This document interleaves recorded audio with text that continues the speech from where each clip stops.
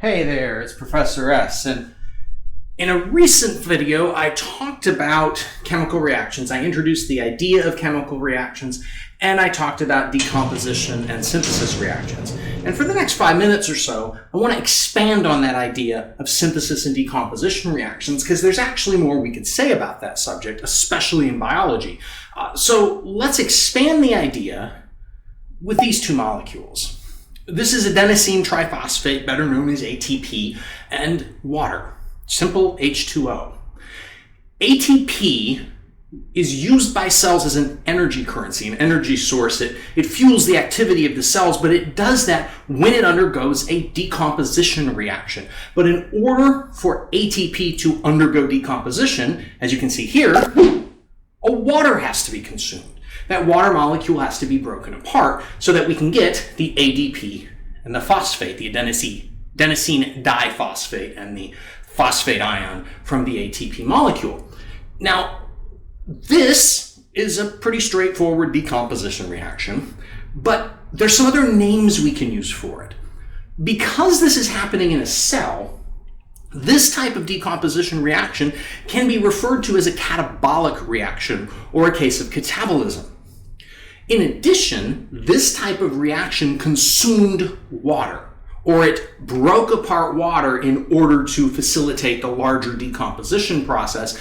Therefore, it can also be called a hydrolysis reaction. Hydrolysis, the breaking or smashing of water. So decomposition reactions, when they occur in cells, can also be called catabolic reactions, and they can also be called hydrolysis reactions when they involve the consumption of water. But if cells are going to use ATP as an energy currency, they also have to be able to synthesize it from the raw materials of ADP and a phosphate ion. So when ADP and phosphate are combined in a synthesis reaction to form ATP, you can see that water is liberated. Water is formed in the reaction. ADP and the phosphate give up a water molecule or have a water removed from them in this case of synthesis. When synthesis reactions like these are occurring in cells, they can be called anabolic reactions. It's a reason that anabolic steroids are called anabolic steroids. They're a steroid, a lipid, that serve as a signal molecule to increase things like muscle mass by inducing those cells to do more synthesis, particularly proteins in that case. So anabolic reactions are synthesis reactions occurring in cells. And if water is removed from the substances during the synthesis reaction, it's also called a dehydration reaction.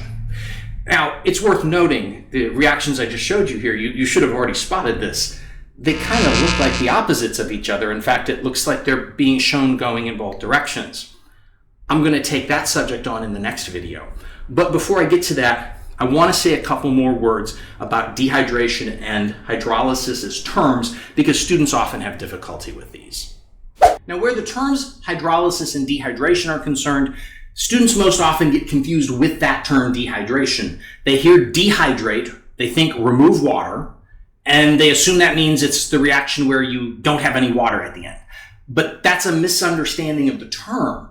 It is called dehydration as a reaction because the reactants are having water removed from them as synthesis is occurring. The reactant is being dehydrated, meaning water is being removed from it as a product. And so dehydration is a synthesis reaction. And then with hydrolysis, just remember, hydrolysis translates literally as water smashing. Reaction smash water. Decomposition, break water, break bonds. Decomposition. One last quick thought. All of the chemical reactions in a cell, for the most part, fall into some combination of catabolism and anabolism, decomposition and synthesis. And catabolism plus anabolism equals metabolism, which is obviously a topic I think a lot of us want to understand better. So there's a little bit more insight as to why you want to know about these chemical reactions.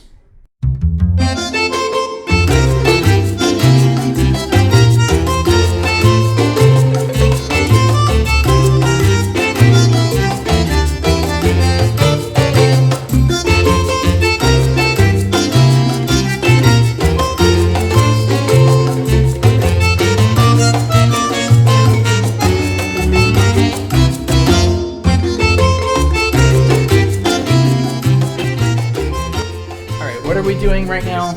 And credit rehearsal. And credit rehearsals. This is just like a straight take rehearsal. No, we're seeing how you react to distractions. How I react to distraction. What's Squish doing here? Just do the tape, we'll handle it. Okay. Hey, this is Professor S, and if you found that video useful, here's a couple other videos you might also find useful, and don't forget to click the button to subscribe so you can see all the new videos as I get them posted. Thank you. Distraction?